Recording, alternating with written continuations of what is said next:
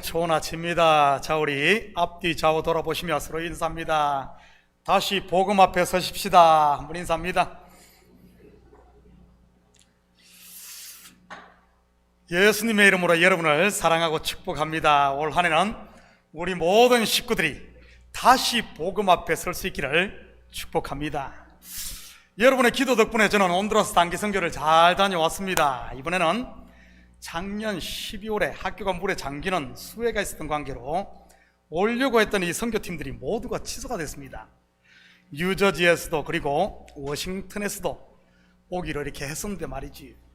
그래서 올해 졸업식에는 저 혼자만 내빈으로 참석을 해 북치고 장구치고 다 했습니다.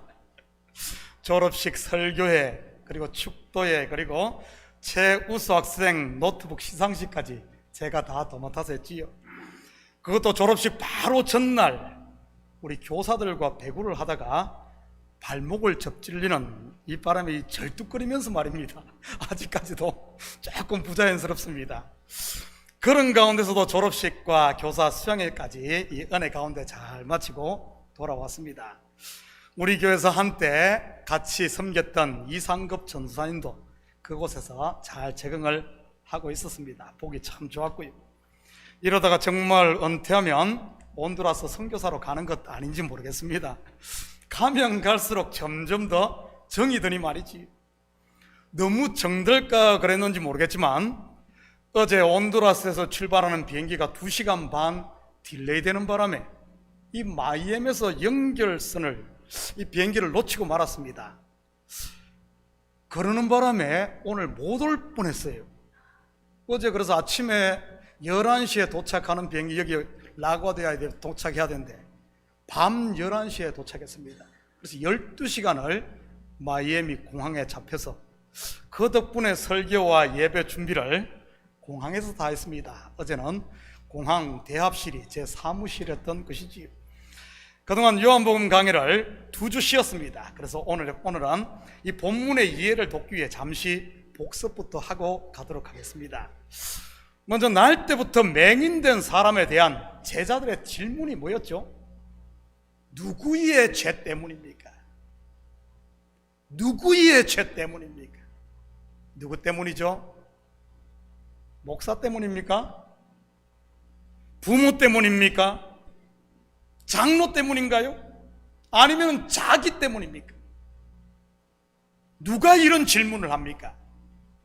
여전히 율법 아래에 있는 제자들입니다. 여러분 속에서 이런 질문이 올라옵니까? 이런 불평과 원망이 나오지는 않습니까? 너 때문이야. 그렇다면 다시 복음 앞에 서시기를 축복합니다. 무거운 짐지고 율법 아래에서 종노릇 그만하시고요. 부자가 천국에 들어가는 것은 마치 낙타가 바늘기로 들어가려는 것과 같으니까요. 물론 여기서 부자는 율법 아래에 있는 사람을 일컫는 말이고요. 그렇다면 어떻게 부자가 천국에 들어갈 수 있습니까? 낙타가 어떻게 작은 바늘기 문으로 들어갈 수 있냐는 말입니다. 어떻게 들어갈 수 있죠? 짐을 다 내려놓으면 됩니다. 마찬가지로 부자가 천국에 들어가는 것 또한 가진 재물을 가난한 자들에게 다 나누어 주면 되는 것이고요. 물론 여기서 말하는 재물은 우리가 생각하는 돈을 말하는 게 아니라 율법에서 난 자기의, 자기 자랑, 자기 잘남을 말하는 것이고요. 성경에서 누가 이렇게 했습니까? 빌립보 3장 7절에서 9절입니다. 그러나 무엇이든지 내게 유익하던 것을 내가 그리스도를 위하여 다 해로 여길 뿐더러 또한 모든 것을 해로 여기면 내 주 그리스도 예수를 아는 지식이 가장 고상하기 때문이다. 내가 그를 위하여 모든 것을 잃어버리고 배설물로 여기면 그리스도를 얻고 그 안에서 발견되려 함이니 내가 가진 의는 율법에서 난 것이 아니요 오직 그리스도를 믿음으로 말미암은 것이니 곧 믿음으로 하나님께로부터 난 의라. 누구죠? 사도 바울입니다. 부자요 큰 자인 사울 곧 바울이 그의 재물을 배설물처럼 버리고 그리스도의 의를 덧입자 하나님 나라에서 부유한 자가 되었던 것이지, 복음 앞에 섬으로 말입니다. 저는 우리 식구들이 다시 복음 앞에 섬으로 세상의 졸부가 아닌 믿음의 거부가 되시기를 축복합니다. 남 핑계만 하며 꽁한 졸장부가 아닌 과감히 내려놓고 툴툴 털어버리는 믿음의 대장부가 되는 것 말이죠. 이러한 제자들의 질문에 대한 예수님의 대답이 뭐죠? 누구 때문이 아니라 그에게서 하나님이 하시는 일을 나타내고자 하심이라. 그렇다면 하나님이 하시는 일이 뭐죠? 실로암 곧 보냄받은 자를 통해 소경의 눈을 뜨게 하는 일입니다. 이 보냄받은 자가 누구죠? 이사야 42장 1절 7절입니다. 내가 붙드는 나의 종, 내 마음에 기뻐하는 자, 곧 내가 택한 사람을 보라. 내가 나의 영을 그에게 주었은즉 그가 이방에 정의를 베풀리라. 계속해서 7절, 네가 눈먼 자들의 눈을 밝히며 갇힌 자를 감옥에서 이끌어내며 허감에 앉은 자를 감방에서 나오게 하리라. 누구죠? 이 주인공이 누굽니까? 히브리어로 메시아, 헬라어로 그리스도, 누구죠? 예수님입니다. 구약에서 하나님이 하신 대표적인 일이 뭐죠? 말씀으로 천지를 창조하신 일입니다. 그 중에서도 백미는 아담, 즉 사람을 만든 일이고요. 무엇으로 아담을 만듭니까? 흙으로 사람을 지어서 그 코의 생기를, 뭐죠? 붉은 흙입니다. 그렇다면 예수님께서 어떻게 나면서 맹인된 사람을 고칩니까? 침을 뱉어 진흙을 이겨 눈의 발음으로. 무슨 의미라고 했죠? 침 곧 입에서 나온 말씀으로 진흙을 이겨 눈에 발라 실로암 못, 즉 보냄받은 자 예수 그리스도의 보혈의 씻음으로인 겁니다. 다시 말해 하나님의 재창조의 모습을 보여주는 것이죠. 아들을 통해 만물을 새롭게 하시는 하나님의 구원의 일 말입니다. 하나님이 하시는 일을 나타내면서 맹인된 사람, 여러분 결국 누구를 말하는 것이겠어요? 예수 그리스도의 보혈의 피로 씻음 받아 하나님의 자녀로 재창조된 여기에 있는 저와 여러분인 것입니다. 오늘 본문 14절입니다. 예수께서 진흙을 이겨 눈을 뜨게 하신 날은 안식일이라. 여러분, 우리가 앞에서 공부했던 예수님께서 베데스다 연못가에 있던 38년 된 병자를 고친 날이 언제인 줄 아십니까? 그때도 안식일입니다. 물론 그것 때문에 유대인들에게 박해를 심하게 받았고요, 안식일을 어긴다고 말이지. 그런데 나면서 맹인된 사람을 고친 날도 또 안식일입니다. 또 안식일이에요. 좀 예수님께 의도가 있는 것 같지 않습니까? 그렇다면 분명 유대인들이 또 터집을 잡고 난리칠 줄 뻔히 알면서 왜 예수님께서 안식일에 이 일을 한 것이겠습니까? 나면서부터 맹인이었던 사람 오늘 고치나, 굳이 오늘 안 고치고 월요일, 화요일, 수요일, 내일 고치나, 그게 뭐 그건데 말이지. 왜일까요? 바로 안식일의 주인이 바로 예수님 자신임을 나타내기 위함이었던 겁니다. 다르게 말하면 자기 안에, 예수님 안에 안식이 있다는 말을 하려고 말이지. 마태복음 11장 28절에서 30절입니다.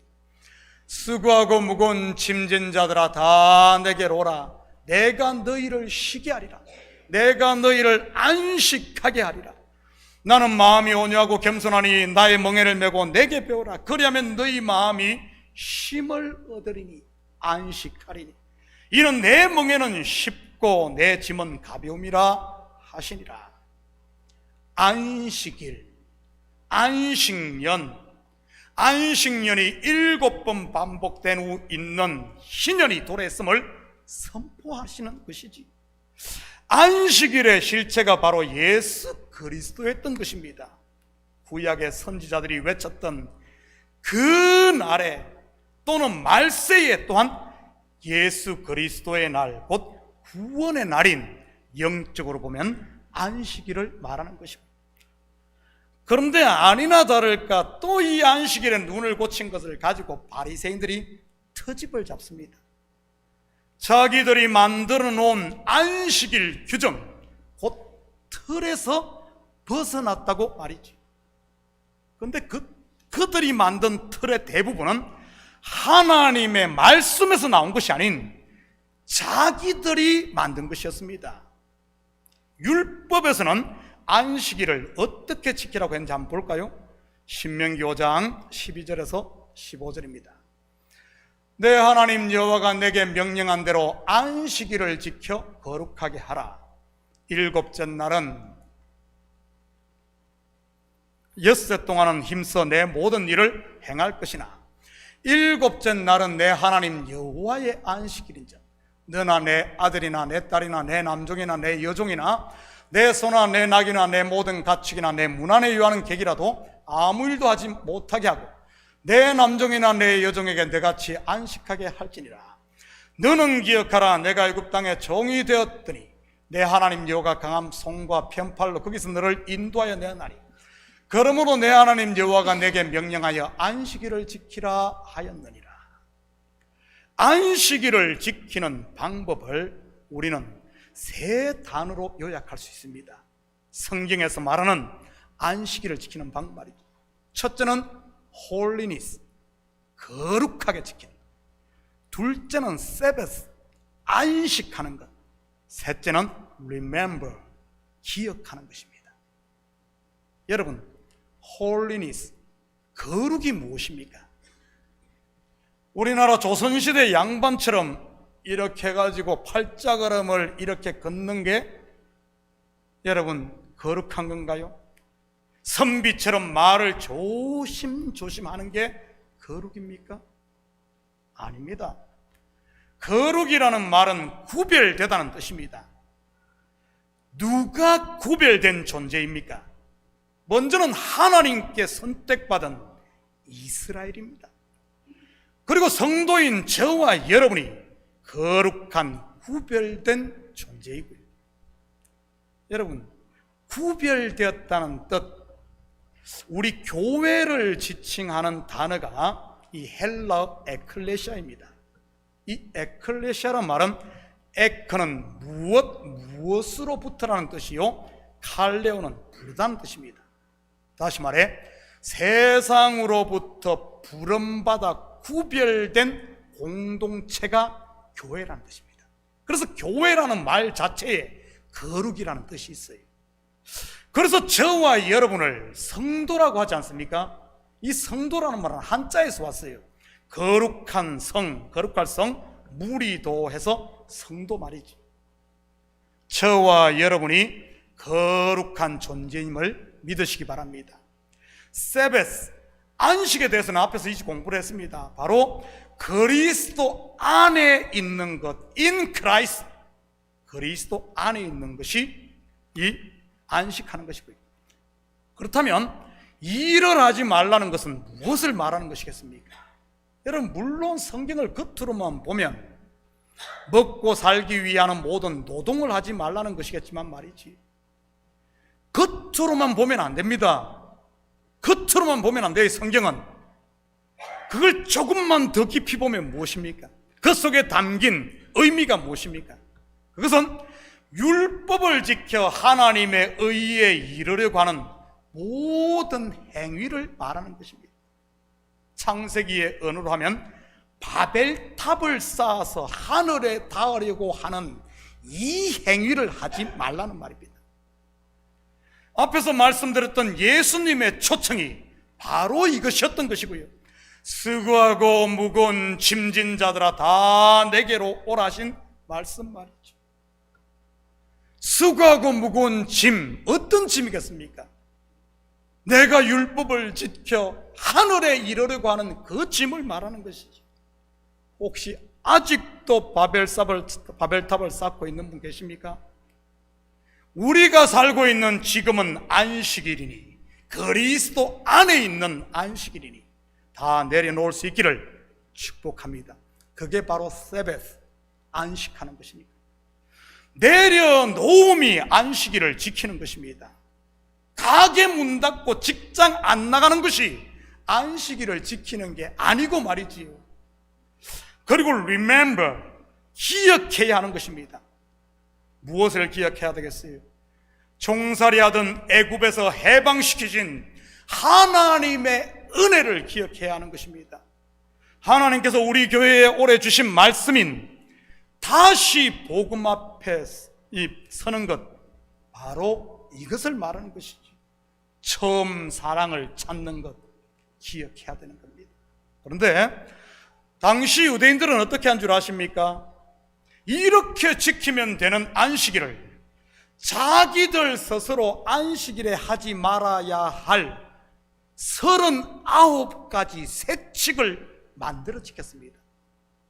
방금 율법에서 말했듯이 안식일을 지키는 방법은 3가지: holiness, sabbath, 그리고 remember.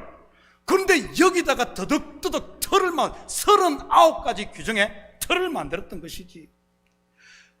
자기들이 만든 틀, 그리고 그 틀 안에 들어오지 않으면 law break, 율법을 어긴다고 정죄를 했던 것이고. 그렇다면 우리에게는 이런 틀이 없을까요? 내가 만든 종교의 틀, 내가 만든 교회의 틀, 내가 만든 목회자상에 대한 틀, 내가 만든 장로의 틀, 내가 만든 남편의 틀, 내가 만든 아내의 틀, 내가 만든 자식의 틀 말이지. 목사는 이래야 해라는 틀을 내 스스로 만들어 놓고 그 틀에 들어오지 않으면 타락한 목사 2단, 3단으로 정지하지 않냐는 말입니다. 또는 남편은 이래야 돼, 아내는 이래야 돼라는 자기만의 틀을 만들어 놓고 거기에 억지로 구겨넣어 집어넣으려고 하지는 않습니까? 심지어 자녀도 내가 틀을 딱 만들어 놓고 거기에 가두지는 않습니까? 여러분, 자녀가 어디 애완동물입니까? 그렇다면 당시 유대인들이 만든 메시아상, 그 틀이 무엇이었습니까? 바로 다윗과 같은 메시아상이었어요. 골리앗을 쓰러뜨리고 블레셋을 정복해 자기들에게 해방을 가져다 줄 메시아 말이지요. 승리의 백마를 타고 개선 장군식, 이런 메시아 틀을 만들어 놓았습니다. 그들이 유다 마카비를 메시아처럼 따랐던 것도 바로 그런 이유였던 것이고, 유다 마카비가 잠시나마 유대인들에게 독립을 가져다 주었지만 그 독립 얼마나 갑니까? 100년도 안 돼 다시 로마의 속국이 되고 맙니다. 일장춘몽에 불과한 것이지. 마찬가지로 안식일의 틀도 그런 식으로 만들어 놓았던 것입니다. 지금 왜 바리새인들이 예수님께서 나면 섰던 뱅인 되었던 사람을 고친 것을 기어이 믿지 않으려고 하는 것입니까? 이유는 단 하나입니다. 자기들이 만들어 놓은 안식일 법이라는 틀에 맞지가 않기 때문에 그렇습니다. 그런데 문제가 무엇입니까? 표적, 곧 눈먼 자의 눈이 보게 되었다는 이 빼도 박지도 못할 사실입니다. 당시 바리새인들이 이사야 42장 7절 말씀을 몰랐을까요? 메시아, 하나님이 보내신 메시아, 그가 오면 소경의 눈을 뜨게 하실 것이라는 이 말씀을 몰랐을까요? 아닙니다. 당연히 알았습니다. 왜냐하면 이 말씀은 대표적인 메시아에 대한 예언이니까요. 이런 상황을 일컫는 영어 단어가 뭔 줄 압니까? 바로 딜레마인 것입니다. 예수를 메시아로 인정하자니 자기들이 만들어 놓은 안식일 법에 맞지 않고, 그렇다고 인정을 하자니, 인정하지 않자니 자기들이 자랑하던 율법 곧 하나님의 말씀을 버려야 하니 말입니다. 그래서 이들이 어떻게 합니까? 그의 부모를 불러 같은 질문을 또 합니다. 부모의 대답을 한번 들어볼까요? 20절, 21절입니다. 그 부모가 대답하여 이르되 이 사람이 우리 아들인 것과 맹인으로 난 것을 아나이다. 그러나 지금 어떻게 해서 보는지 또는 누가 그 눈을 뜨게 하였는지는 우리가 알지 못하나이다. 그에게 물어보소서. 그가 장성하였으니 자기 일을 말하리이다. 여러분, 분명한 사실 하나는 뭐죠? 맹인으로 났지만 지금 보는 것입니다. 이것은 그 누구도 부정할 수 없는 팩트입니다. 팩트. 물론 그 부모는 예수를 그리스도로 인정하면 출교시킨다는 유대인들이 두려워서 예수를 그리스도 시인하지는 못했던 것이고요. 그래도 안 되자 그들은 고침받은 사람을 다시 불러 사실 자체를 왜곡시키려고 합니다. 이 예수라는 사람은 죄인이라고 하면서 말이지. 이것은 무엇을 의미하는 것이겠습니까? 죄인에게는 표적이 일어날 수 없다는 것입니다. 다르게 말하면 네가 눈 뜬 것은 사기다 하는 이런 말과 같은 것이지. 이제는 아예 사실 자체를 부정하려고 하는 것입니다. 그때 이 눈 뜬 사람의 대답이 뭐죠? 25절입니다. 대답하되 그가 죄인인지 내가 알지 못하나 한 가지 아는 것은 내가 맹인으로 있다가 지금 보는 그것입니다. 무슨 말입니까? 당신들이 뭐라고 하든, 속된 표현으로 당신들이 뭐라고 씨부렁거리든 팩트는 팩트라는 말입니다. 사실은 사실이라는 말입니다. 다른 곳은 몰라도 팩트, 이 사실은 믿으라는 말이지. 요한복음 14장 11절입니다. 내가 아버지 안에 가고 아버지께서 내 안에 계심을 믿으라. 그러지 못하겠거든 행하는 그 일로 말미암아 나를 믿으라. 여러분, 소경이 눈을 뜨게 하리라는 메시아 예언은 구약의 그 어디에도 이루어진 적이 없습니다. 문둥병이 고침받은 기적, 죽은 자가 살아나는 기적, 홍해가 갈라지는 기적, 하늘에서 불이 내리는 기적 등 수많은 기적들이 있었지만 말이지, 눈먼 자의 눈을 뜨게 한 표적은 예수님께서 처음 행하신 것입니다. 궁금하면 한번 구약 창세기 1장부터 말라기까지 샅샅이 찾아보십시오. 없어요, 없어. 눈먼 자의 눈을 뜨게 한 표적은 예수님께서 하신 참. 이 예언의 성취를 통해 하나님께서 하시는 일을 나타내고자 말이지. 결국 바리새인들 스스로 딜레마에 빠져 말을 이리 돌리고 저리 돌립니다. 구차한 변명만 늘어놓는 것이지. 한마디로 이들 넋두리 인생이 되었다고나 할까요? 투덜이 인생이 되었다고나 할까요? 자기들이 만든 틀에 갇혀서 말이지. 27절 28절입니다. 대답하되 내가 이미 일렀어도 듣지 아니하고 어찌하여 다시 듣고자 하나이까? 당신들도 그의 제자가 되려 하나이까? 그들이 욕하여 이르되 너는 그의 제자이나 우리는 모세의 제자라. 여러분, 이 바리새인들 그러다가 한 대 얻어맞습니다. 다른 사람도 아닌 걸뱅이한테 말이지. 고침받은 맹인, 지금까지 구걸을 하던 걸뱅이 아니었습니까? 쉽게 말하면 지금까지 선생 노릇했던 바리새인들, 지금 애한테 조롱당한 꼴이. 왜죠? 자기들이 만든 틀을 깨지 못해서. 자기의 실체가 드러나자 바리새인들 어떻게 합니까? 욕을 하며 떼를 씁니다. 자기들이 자랑하던 모세의 이름까지 거들먹거리면서 말이죠. 모세가 들으면 자다가도 벌떡 일어날 일 아닙니까? 모세가 율법을 받아 증거한 것이 무엇입니까? 예수 그리스도 아닌가요? 확인합니다. 신명기 18장 15절과 18절입니다. 내 하나님 여호와께서 너희 가운데 내 형제 중에서 너를 위하여 나와 같은 선지자 하나를 일으키시리니 너희는 그의 말을 들을지어다. 18절입니다. 내가 그들의 형제 중에서 너와 같은 선지자 하나를 그들을 위하여 일으키고 내 말을 그 입에 두리니 내가 그에게 명령하는 것을 그가 무리에게 다 말하리라. 모세가 말한 이 선지자가 누구겠습니까? 바로 예수 그리스도인 것입니다. 모세가 받은 율법을 완성하실 분 말이지. 다시 확인합니다. 요한복음 5장 46절입니다. 모세를 믿었더라면 또 나를 믿었으리니 이는 그가 모세가 내게 대하여 기록하였습니다. 그렇게 당당했던 바리새인들, 예수님께서 행하신 표적을 부인하면 부인할수록 자기들만 더 초라해져 버립니다.